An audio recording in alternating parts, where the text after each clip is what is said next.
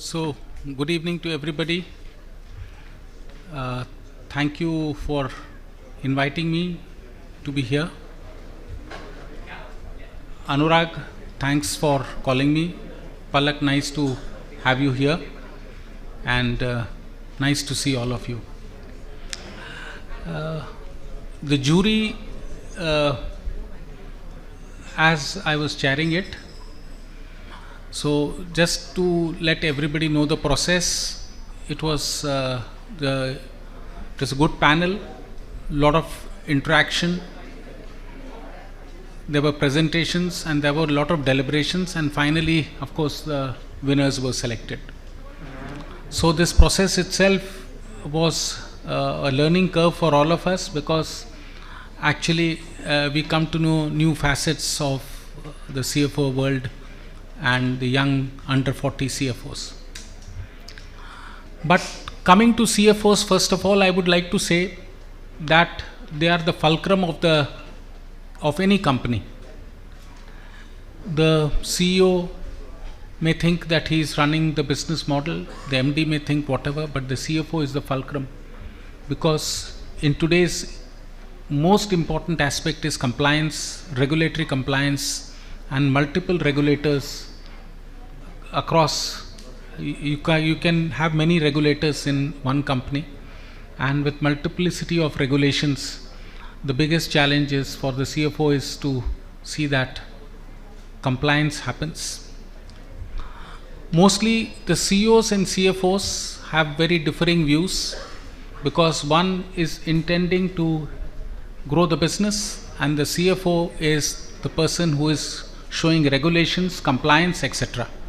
So there is always this I have noticed it over a period of time, that there is a very strange conflict between two agendas which are different. One to grow and at breakneck speed if possible, and other to actually put in compliances, put regulations, do governance, do board management, do shareholders management, etc., etc. So I think the CFO plays a very important role. I won't name the companies, but if you look at, you can go into the social media and just see the list of CFOs who have had problems with the regulators, principally because the CEOs or the promoters always felt that growth is the only path, whereas they gave little importance to governance and compliance.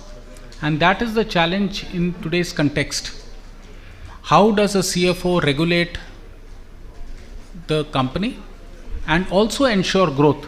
And that is why when we select a CFO, it is important for any award or for any achievement, it is important to know how much they have contributed towards the bottom line and the top line, and how much towards making this company successful while making it totally compliant. So this is the role of a CFO.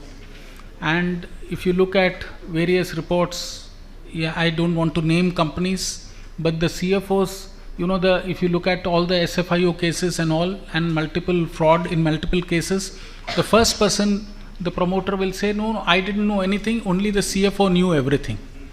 This is there. You can just Google any company. You'll find a universal practice of telling, oh, I didn't know anything. It was the CFO who knew everything. So this, putting the blame on the CFO, there is a board, there is a CEO, there is an MD, there are a set of promoters, there are auditors and everybody. So, and still you come and say the CFO is the person who is responsible for all this, because he was in law responsible for compliance. So that is where the CFO stands in today's context, and that is why all CFOs must ring fence themselves, and that is the key. And how do they ring fence themselves? It's not mere tick in the boxes, let me tell you clearly. You have to go beyond the tick in the boxes and see the spirit of the law and the regulations. And this is where a proficient CFO will play a very important role in guiding the company, telling them the risk factors, and telling them these are the challenges that are ahead of them, and then bringing the business to be aligned with the risks. And that is the key in my view. And if you look at all the failures, including a lot of them in public domain where shareholders have disagreed, why have the shareholders disagreed? Because the promoters have thought that the shareholder money is their income. They are not accountable to them, and it is the CFO who has to show the promoter or this MD and etc., to just tell them that, see, this is a money that has to go back, there has to be a return that has to go, they have to get multiple of whatever they have invested. And that is why the CFO becomes not only the caretaker of the company, but also the stakeholders, the board, and everybody. This is a general accepted practice. A good CFO can bring a lot of things to the table. You would have seen very recently few top CFOs leaving one company and going to another. And why did that happen? They were not happy here because maybe there were not too much governance. But why did they go back? Why does the promoter want the same set of CFOs, etc., etc.? So why does it happen? Because the CFO, the comfort level with the promoter has with the CFO should be that he or she is not a person who is a deal breaker or a person who just stops the growth or retards growth, but a person who promotes growth considering all the risk factors. And this is, in my view, the most important role of a CFO. And this is what, as a chartered accountant, as an auditor of many companies, I feel the CFO plays a very important role, because the auditors also sort of align with them, they meet them, they do the accounts. The board also gets together, and the CFO and the company secretary become the focal point for all the information that is carried, the compliance that is carried. So all that, the CFO, in my view, is a balance. And that is why when we judge people under 40, we see that qualities of how they can take these companies, whichever they represent, wherever they are, to the next level through good governance and yet not sacrificing on growth. And that is the key to the whole success of a CFO. Now let us just look at keep the CFO aside. In our country we have multiple regulators, and let us take the present situation of the insurance industry. And you would have seen the GST that has been levied on all the insurance companies for distribution expenses. The revenue department, after 5-6 years of GST coming in, 6 years rather, suddenly decides that this has to come in, and these are revenues which have escaped income or which has not been shown as a GST input or GST, it is not taxed in GST. So what happens is, those companies which had a proper documentation, which had proper sort of a trail of everything, could survive this GST notices, whereas those companies which took this thing for granted had to face a lot of problem. So the ecosystem is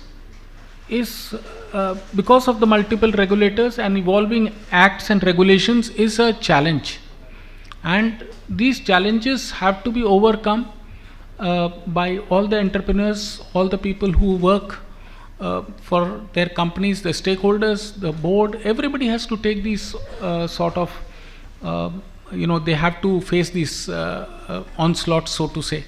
But most important aspect is how far can we sort of protect ourselves, and that is the key in this fast moving regulations. That's the key. How do you sort of keep the business along with the regulations? And I feel that the companies which have done well let us take the insurance industry. It's regulated by IRDA.